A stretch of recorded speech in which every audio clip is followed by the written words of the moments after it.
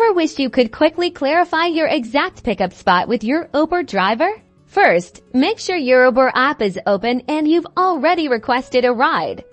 You should see the driver's name, car type, and license plate number displayed prominently, usually at the bottom of your screen.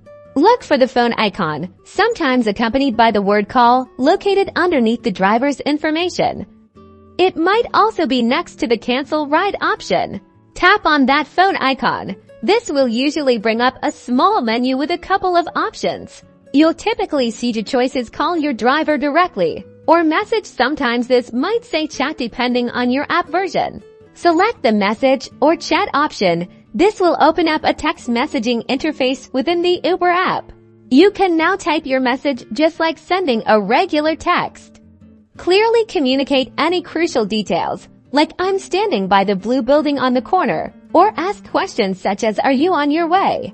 Type your message into the text box, double check for errors, and tap the send button. Your message is now on its way to your driver, enabling you to easily coordinate and ensure a smoother pickup or drop-off experience. Remember to be clear and concise in your communication.